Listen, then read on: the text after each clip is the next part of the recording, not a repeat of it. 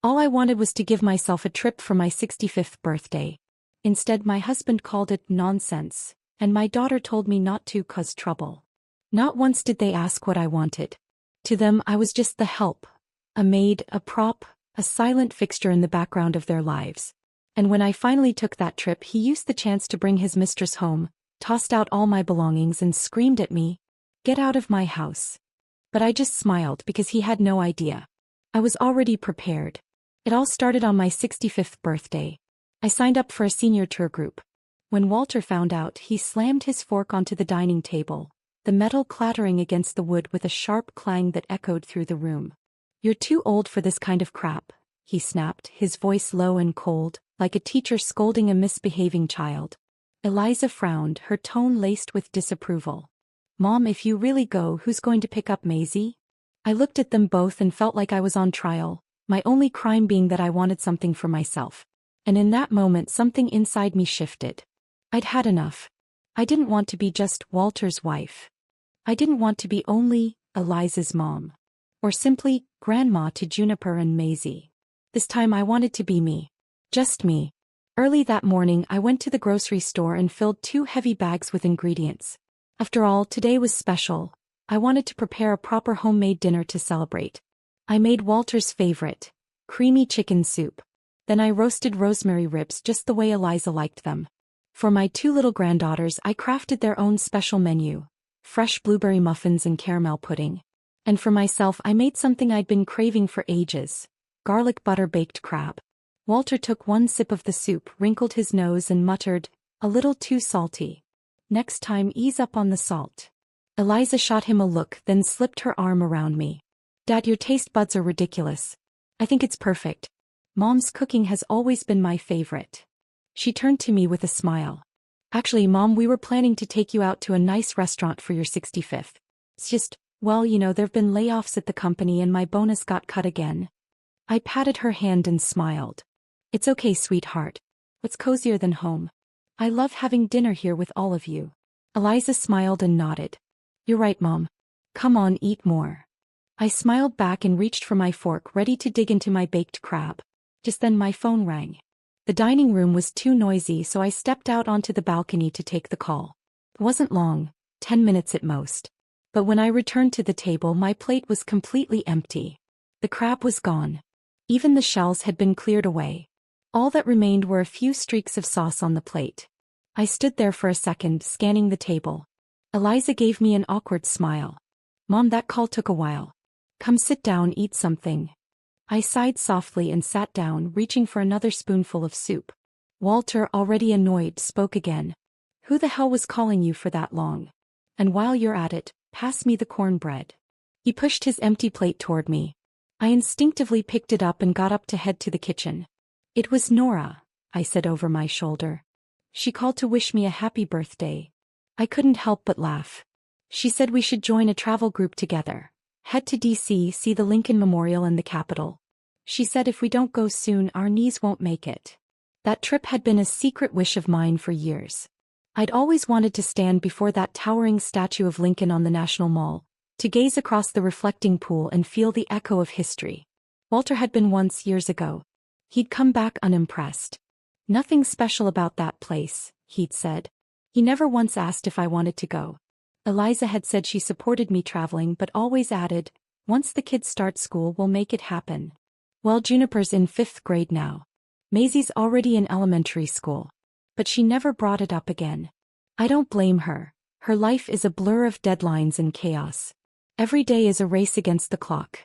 Still, I knew deep down, if I kept waiting, it'd be too late for everything. So this year I gave myself a gift. A trip. To save money, I signed up for a short getaway recommended by the community senior center. 3 days, 2 nights. Meals and lodging included. The whole thing only cost $500. Nora immediately frowned. "I bet a cheap tour like that's gonna drag you through a bunch of souvenir shops." She grinned and teased, "Who knows, they might even lock you in one and force you to buy a fridge magnet." I chuckled and shrugged. "Doesn't matter. It's not like we have to buy anything. Even if they talk our ears off, we can just look around and leave." She shook her head. "Iris, you've been pinching pennies your whole life, and now, even on your 65th birthday, You still won't splurge a little on yourself. I'm happy. That's all that matters, I smiled. This trip is my gift to myself. Whatever you say, birthday girl gets the final word. Nora laughed back and said. Just then Walter put down his knife and fork, his face darkening as he stared at me. What did you say? You're really going to Washington? I paused. Yes, I am. He scoffed, his anger boiling over. At your age? Running around like a fool? Stop wasting money. His voice was cold and harsh, like a steel door slamming shut. A chill crept through my chest. Eliza quickly stepped in.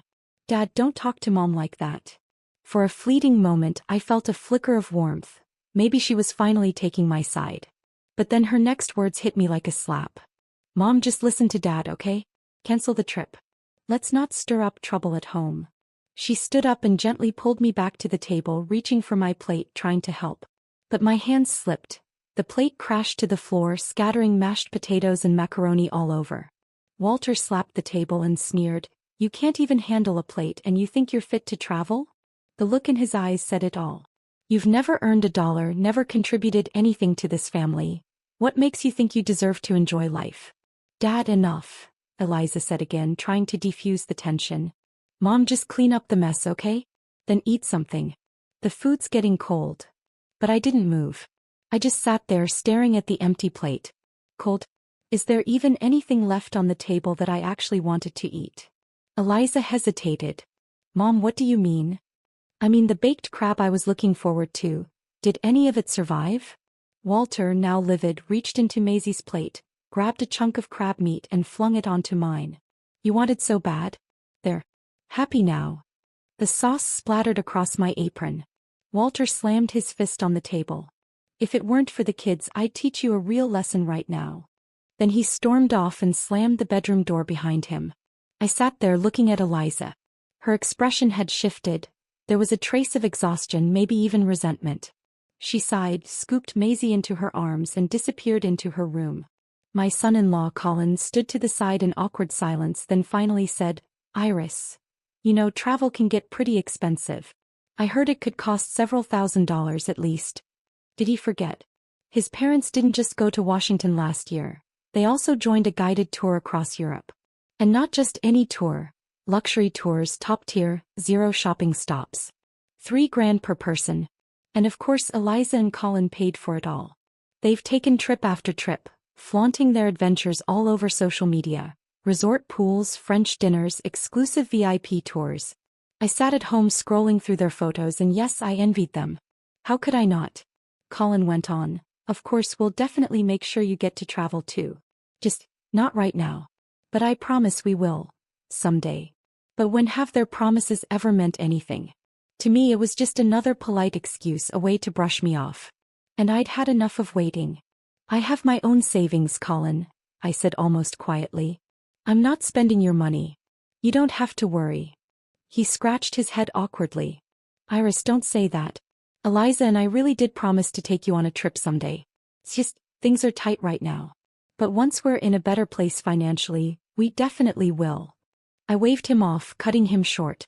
I'd heard enough of these empty promises over the years. He took the hint and went silent, the room filling with a thick, awkward tension. The table was cluttered with half-eaten food, the warmth long gone, replaced by a dull chill in the air. I stood quietly and knelt down to pick up the shards of the plate I'd dropped earlier. I didn't want Juniper or Maisie running out and stepping on them. But after just 2 pieces, a sharp pain shot through my lower back. An old injury. One I'd been carrying since Maisie was born. Back then, after Eliza gave birth, the whole family was focused on the new baby.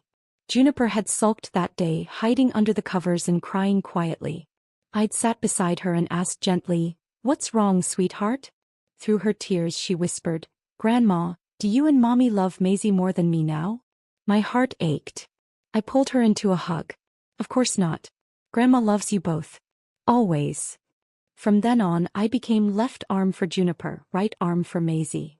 The girls weren't heavy, but holding them both for hours every day eventually took its toll. That's how the back pain started, and it never really went away. An hour passed. The house grew quiet again. Eliza finally came out of the bedroom. When she saw the mess still on the floor, she frowned. Mom, you haven't cleaned this up yet? What if the kids come out and step on it? I looked at her and spoke calmly. You could clean it. Colin could clean it. Your father could clean it.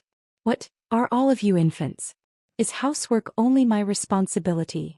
She froze for a second, then sat beside me and gently took my hand. Mom, don't be upset. If you don't want to deal with it, we can clean it tomorrow. She paused, her tone softening. Mom, it's not that I don't want you to travel. But think about it. If you go, what about Juniper and Maisie? Who's going to pick them up and drop them off? Especially Maisie, she's closest to you. You'll miss her too, right? How about we wait a little longer? Maybe once they're older, then you can go. I pulled my hand away and looked at her, my voice steady and firm. Eliza, I've waited long enough. Do you remember? After you had Juniper, you said I'd have more free time once she started preschool, and I could finally go somewhere. But then preschool started and you said the school day ended too early and you needed me to pick her up. When I made it through to first grade, you got pregnant with Maisie. Now Maisie's in elementary school and you're still asking me to wait. I paused, my voice soft but unwavering. Eliza, I'm 65 years old. I don't know how many more a few more years I have left. I just want to go see the Lincoln Memorial. Walk around the National Mall. Is that really too much to ask? She lowered her head, her fingers nervously picking at the hem of her shirt, lost in thought. After a long silence, she muttered, But if you're not here, who's going to take the kids to school? I gave a bitter smile. He was wrong. There were other people who could help. Her in-laws were both retired. They spent every day lounging at home. They were more than capable of picking up and dropping off the kids. The problem was Eliza just didn't want to ask. When she first got married, her in-laws had been overly enthusiastic, pressuring her to have kids, promising, once the baby comes, we'll take care of everything. You won't have to lift a finger. But once Juniper was born, everything changed. Suddenly they were too old, too tired, and taking care of a baby was more exhausting than expected. Within a month, they'd made excuses and disappeared. Eliza ended up coming back to me, frustrated and disappointed. I still remember her words clearly. Mom, you're the only one I can count on. Don't expect me to treat them kindly after this. I'll always take care of you no matter what. She'd said it with so much conviction. Now she visits them every year with gifts in hand. Pays for their vacations. Sends them on luxury trips. That bitter taste returned to my mouth. I looked at her coldly. Eliza, if you just wake up 30 minutes earlier every day, you can take Juniper and Maisie to school yourself. As for picking them up, take a day off. Have Colin take a day off. Or ask his parents. Weren't they the ones who promised to help? He stared at me, stunned, completely caught off guard. I didn't say another word. I got up and walked straight back to my room. Walter was already lying in bed, eyes closed, wearing that familiar expression, the one that said, I'm waiting for your apology. In the past, I probably would have whispered softly, I didn't mean anything by it. I was just talking about a trip. I won't go if it upsets you. But tonight I just wanted to sleep. I turned off the light and got into bed without a word. I had barely closed my eyes when a sharp pain shot through my waist. He had kicked me. The blow sent me tumbling to the floor, curling up in agony, breathless from the pain. Eliza and Colin heard the commotion and rushed over, knocking on the door. Mom? Dad? What happened? Are you okay? Before I could say anything, Walter's cold voice came from the bed. Stop pretending. Get up already. Don't make a fool of yourself in front of the kids. Eliza opened the door, flooding the room with light. She saw me still crumpled on the floor. Her steps faltered, she hesitated, almost moving to help me. But Walter barked, Leave her. Let's see how long she plans to keep up the act. She froze, hands twitching slightly, but in the end she didn't move. I swallowed the pain and slowly pulled myself up, gripping the edge of the bed. I looked at the man I had spent more than 30 years of marriage with, and felt nothing but emptiness. Our marriage had been arranged by our parents. They had praised him, said he was educated, dependable, kind. On their deathbeds they'd said, as long as he treats you well, we can rest easy. In the first year of marriage he did act decent. But after I gave birth, when my body changed, so did his face. He started criticizing me, mocking my lack of education, scoffing at how I haggled at the market, complaining that I didn't know how to dress. But how could I? I was raising a child, doing laundry, cooking, caring for the entire household. He'd come home expecting dinner on the table. Where was I supposed to find the time, the energy, or the money to make myself look presentable? He never understood that a refined life takes time and money.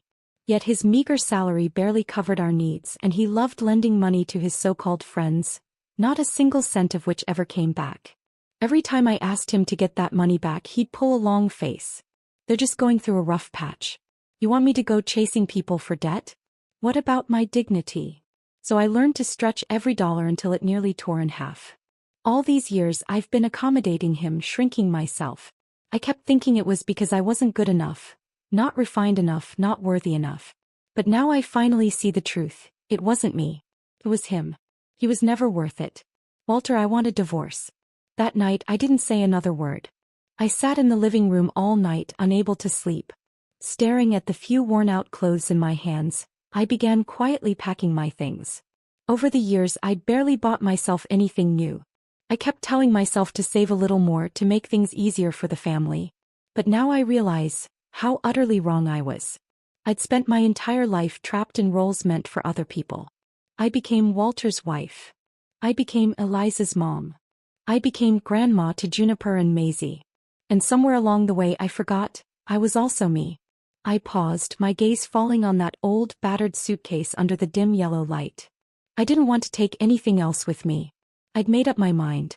From this day on I would live for myself, for once. As dawn broke I grabbed my passport, bank cards, driver's license and the deed to my house, then walked out the door. I went straight to Nora's place. Nora, forget that bargain tour. We're switching to the luxury package. My treat. She stared at me, stunned, her eyes scanning me up and down. What happened? Who are you and what have you done with Iris? You're not saving it all for your daughter anymore. I gave a faint smile and told her everything that had happened the night before. Nora, I've lived such a pathetic life. I spent over 30 years taking care of Walter, and in his eyes, I'm not even a person. And the daughter I've held on to so tightly, she watched me get kicked out of bed by my husband and didn't even say a word. She couldn't even bring herself to offer me a hand. Last night was my 65th birthday and I didn't even get a bite to eat. My voice caught in my throat. My eyes blurred with tears. Nora gently patted my shoulder. Then this is perfect. You've finally seen it for what it is. From now on you don't owe anyone anything. It's time to live your own life. I wiped my face and stood tall. You're right. Starting today I'm done with their problems. Let's book the top-tier tour and hit the road. At the airport, just as I stepped out of the car and reached for my luggage, my phone started ringing. I declined the call without hesitation. Then Eliza called. I hit decline again. Nora turned to me and gave me a thumbs up. That's what I'm talking about. You're finally making decisions for yourself. Moments later, text messages came flooding in like a storm. One after another from Walter. If you walk out that door, don't bother coming back. If you dare go to Washington, don't even think about setting foot in this house again. Then Eliza's messages followed. Mom, you really left? You're actually traveling. Mom, please don't do this. Dad is really furious. Mom, you didn't even make breakfast. Juniper and Maisie are going to be late. Mom, please come back. I glanced at the screen silently, and then turned the phone off. I had finally made up my mind. My new life was about to begin. And yes, it really was a luxury tour. Everything was different. The food was exceptional, the lodging was comfortable, and every itinerary felt like it had been custom designed. Every site had reserved entry. No lines, no chaos. We even had a personal tour assistant checking in with us daily. In just a few days, Nora and I had dined in all the best local restaurants, explored countless museums and historical landmarks. We stood at the National Mall, gazing quietly at the Lincoln Memorial. We visited the Capitol, the Smithsonian Museums, the quaint streets of Georgetown. We walked nearly every iconic path in Washington, D.C. All the heaviness that had pressed on my heart for years. It felt like the wind carried it away. Walter and Eliza never called again, probably hoping that silence would make me come to my senses. But they didn't know. This time I'm not going back. During the trip, I got in touch with a real estate agent to start the process of selling the old house my parents left me. It wasn't a large house, but the location was prime, right in the city center, and there was a good chance a developer might buy it out in the near future.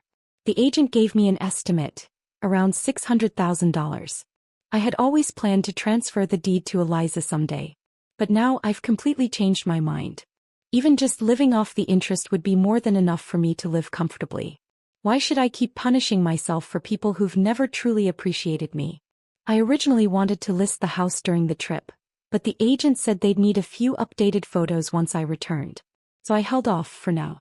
I thought Walter and Eliza would at least wait until I came back before making any moves. But on the 5th day, Eliza started texting again. "Mom, when are you coming home? I feel like I've got a new mom already. Darla from next door is practically moving in." Nora and I didn't cut the trip short. We spent a full 10 days enjoying ourselves before reluctantly boarding our return flight. As the plane climbed higher, the city, the rivers, the people below turned into a miniature map beneath our feet. Nora turned toward me. "What now? Are you really going to get a divorce?" I shook my head gently. "Nora, I'm 65. Most of my life is already behind me. I won't keep living in misery." She nodded. "If things get ugly, come stay at my place for a while." I got home around 3 in the afternoon. I walked up to the door, key in hand, only to realize the lock didn't fit. Looking closer, I saw the lock had been changed. I stood there, still gripping the key, a strange fog settling over me. Once behind this door was the home I had poured my life into building. For a brief second, I thought about calling Walter or Eliza to let me in. Then I changed my mind and called a locksmith. Luckily, I had the deed with me. Once he verified my ownership, he got to work. "New lock just installed a few days ago, and now you're replacing it again?" the locksmith muttered as he worked. "You people sure like to keep things exciting." Within minutes, the door was open and I had a brand new lock put in. But the moment I stepped inside, I froze. All the family photos of me with Walter and Eliza, gone from the walls. My clothes, gone from the closet. My toiletries, gone from the bathroom. Even the little handcrafted decorations I had placed on the bookshelf were missing. It was as if I had never existed in this house at all. I stood at the doorway in a daze until I heard a voice behind me. "Why is the door open? Did someone break in?" I turned around. It was Darla Boone carrying grocery bags. The same Darla Eliza had mentioned, the one supposedly replacing me. I didn't know what message she had sent, but it wasn't long before Walter and Eliza came rushing back home. The moment Walter saw me, he let out a cold, sarcastic snort. "So, you finally remembered how to come home? Didn't I tell you, if you walked out, don't bother coming back? You're not welcome here." I was about to snap back when Eliza quickly pulled me into the kitchen. "Mom, where have you been?" she whispered sharply. "You have no idea how chaotic things have been without you. No meals, no one to take the kids to school, the house is a mess. And the moment you left, Darla stepped right in. She's practically replaced you." She glanced at me, eyes full of subtle blame. "Mom, I'm telling you, Darla knows exactly how to get on Dad's good side. You'd better watch yourself." I pulled my hand away from hers and glanced into the living room, where Darla was arranging flowers like she owned the place. Walter immediately stepped between us, protectively shielding Darla. "What are you looking at? If it weren't for Darla, this house would have fallen apart. This is all your fault. You ran off thinking only of yourself, leaving us behind.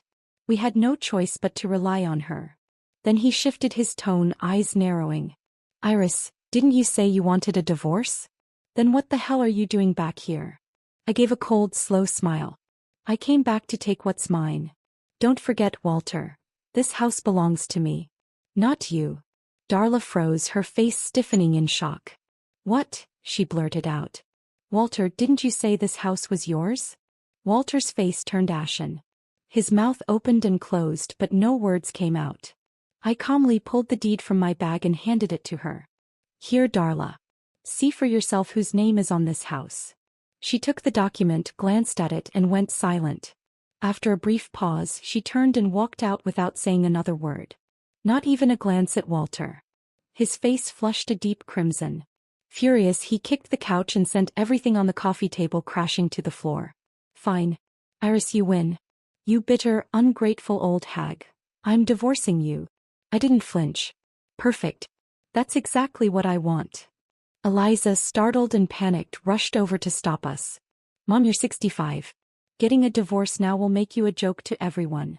And besides, nothing actually happened between Dad and Darla. You misunderstood their relationship." He only brought her here to provoke you. Dad still cares about you. Just swallow your pride and apologize.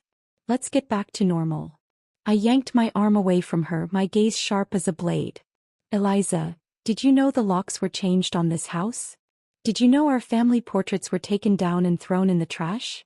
Did you know everything that belonged to me was thrown out by your father? My voice was icy, each word deliberate and hard as stone. Eliza, I raised you for 30 years. And this is how you repay me, with silence and betrayal. You saw everything he did and said nothing. And now you want me to apologize. Fine, then hear this loud and clear. I'm not only divorcing your father. From today on, I'm cutting ties with you too. The next day, I met Walter at the law firm to sign the divorce papers. He sat there in stony silence, sullen and bitter, refusing to look at me. I looked straight at him and said, "What's the matter?" Having second thoughts about losing the uneducated old hag you've been mocking all these years. Come on, Walter. If you've got any dignity left, stop playing tough. You wanted a divorce? Then sign. His face turned scarlet, jaw clenched with rage. Fine. I'll sign it right now. Eliza stood nearby, trying to pull him back to stop him. But this time, no matter how she pleaded, she couldn't hold him back. After we signed the papers, we submitted our divorce application at City Hall. But the clerk informed us that we'd still have to wait a month for the process to be finalized. Only after the court's approval would it be official. As I heard those words, I was already counting down the days in my head, eager for it to be over. Walter, on the other hand, still wore that arrogant smirk, scoffing as we walked out. Iris, you better not regret this. Once you're divorced, what will you have? No income, nothing but your pathetic little savings. If it weren't for me supporting the family all these years, you'd have starved. Mark my words, you'll be begging me to take you back in less than a month. I didn't say a word. But the clerk behind the desk couldn't help chuckling. Wow, real-life bitter ex-husband drama? Ma'am, congratulations, you're finally free. I smiled back, calm and certain. Thank you. Walter stomped off in a fury, slamming the door behind him.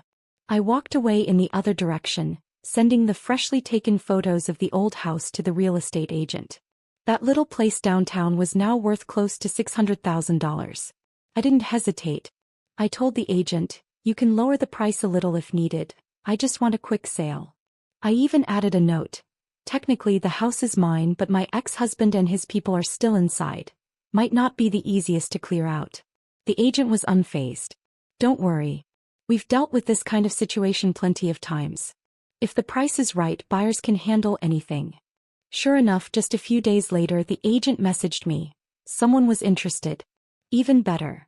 They specifically matched me with a buyer who was experienced in handling problematic tenants. When I met him, I saw what she meant. The man was huge, broad shoulders, tattoos running down both arms and across his back. I barely reached his chest. His voice was gravelly but direct.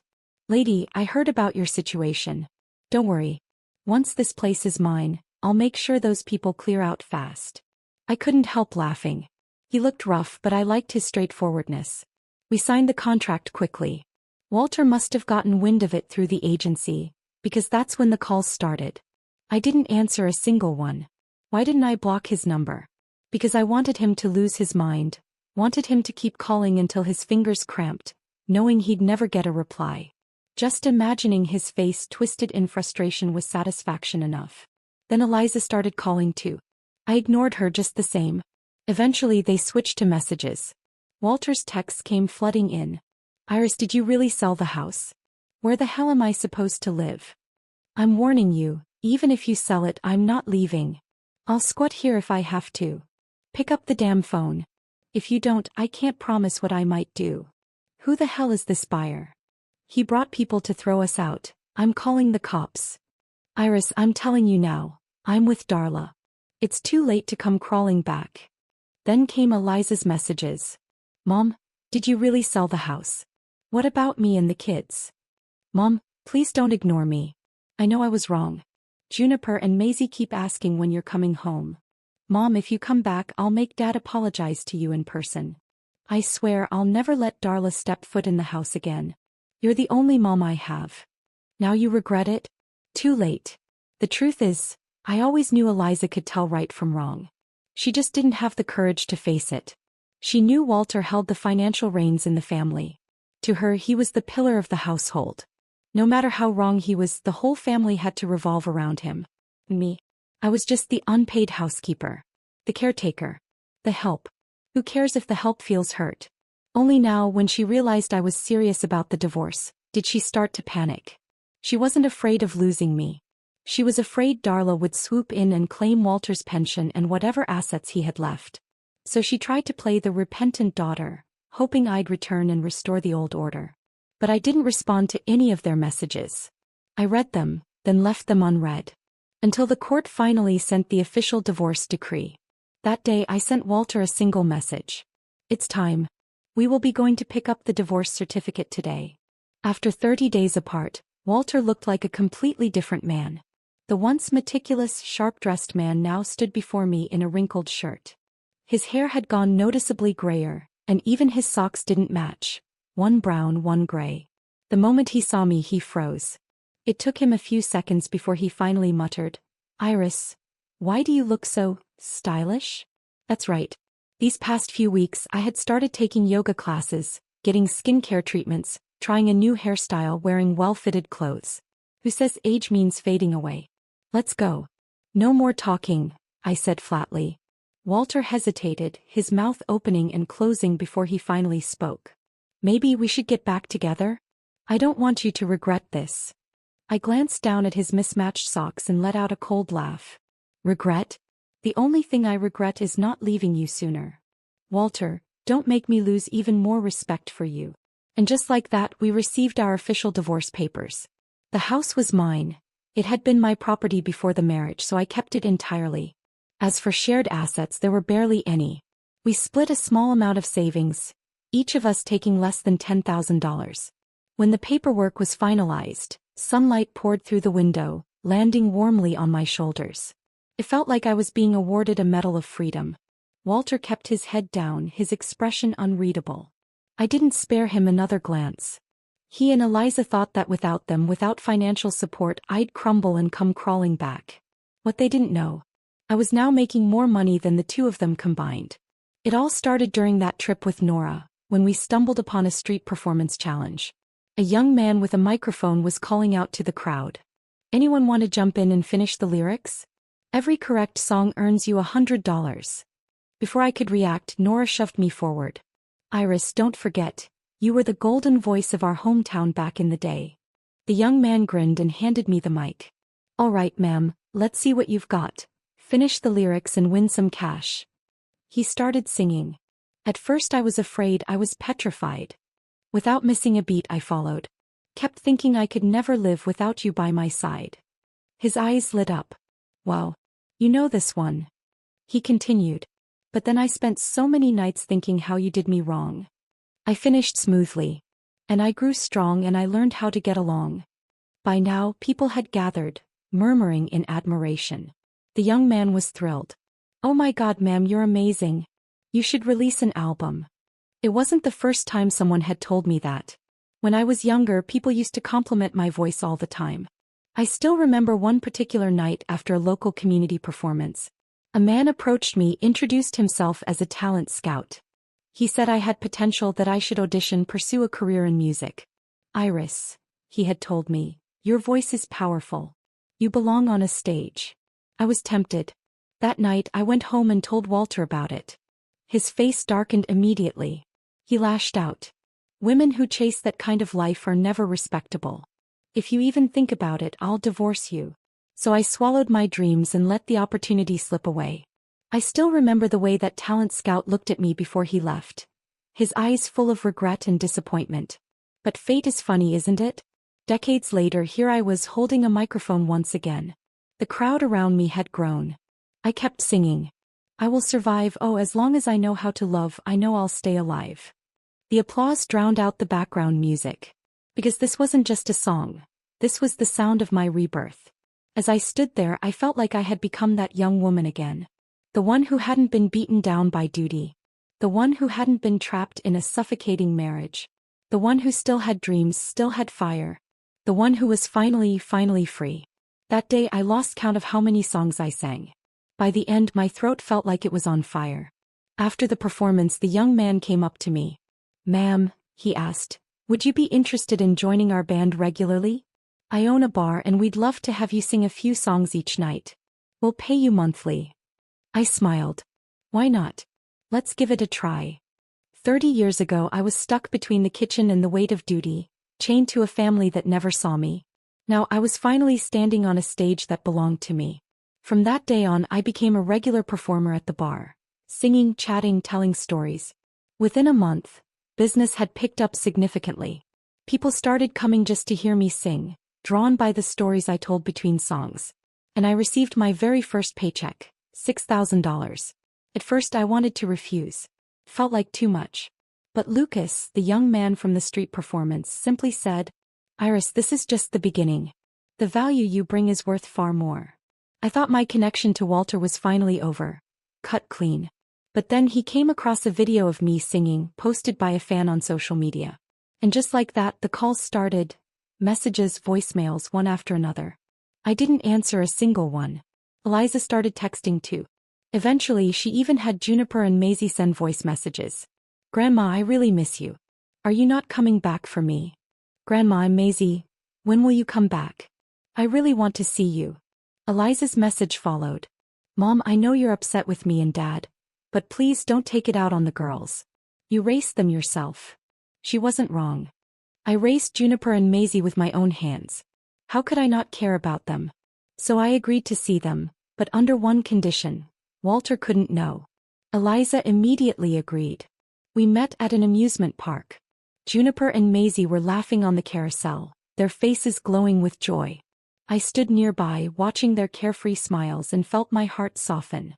Eliza sat beside me and spoke in a low voice. "Mom, can you forgive me?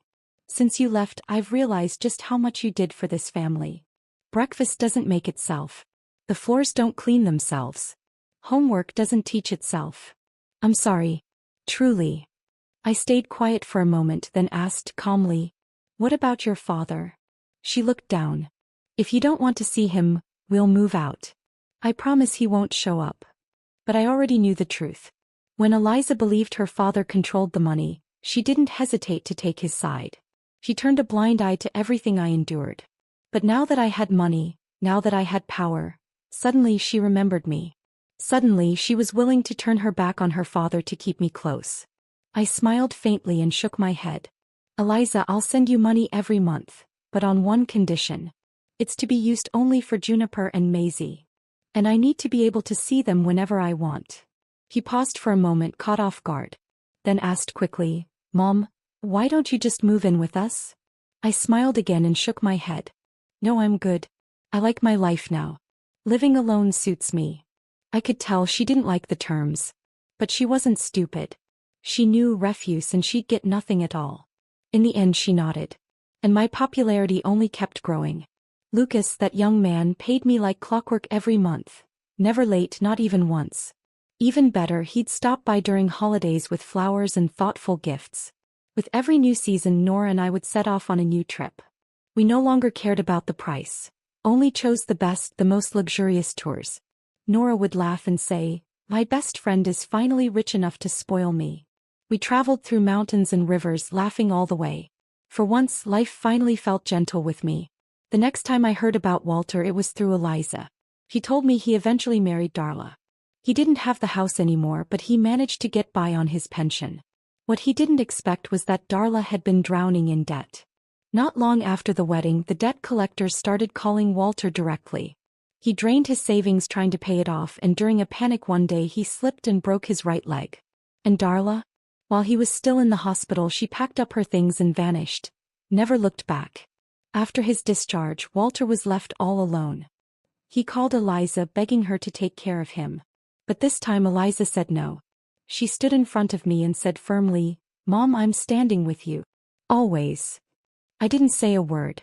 I just handed a box of chocolates to Juniper and Maisie, who looked up at me and burst into happy giggles. That's life sometimes. Just when you think the story has ended, another chapter quietly begins. I kept singing at the bar night after night. Old songs, new songs. Some listeners told me my voice reminded them of their childhood kitchens. Sunlight on the windowsill, their mother humming over the stove. Others said they had only come in for a casual drink but stayed because of my songs and my stories. I realized this might be the most beautiful part of life. You don't have to move mountains to make a difference. You just have to live honestly, and that's enough to bring light to others.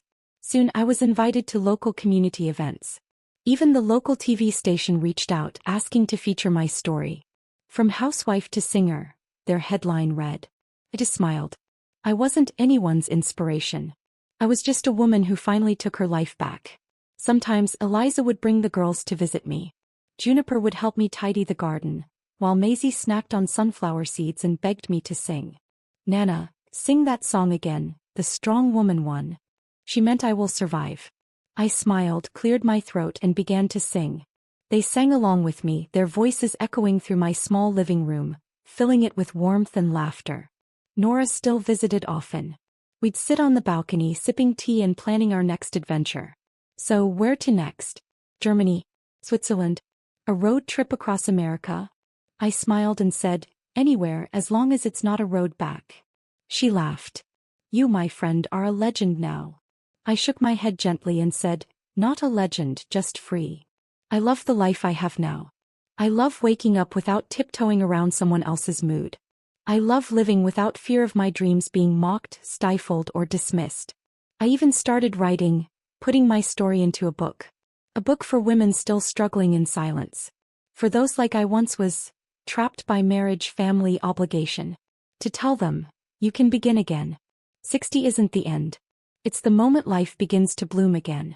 My name is Iris Evans, 60 years old, divorced, a singer, a woman who makes her own money, a woman who finally came back to herself. This name, this life, I've only just learned to cherish it. Sunlight spills through the window. A breeze lifts the curtain. I pick up the microphone, ready to start the evening's performance. Hello everyone, this is Iris. Let's sing something beautiful today. Life goes on. But I'm no longer the same.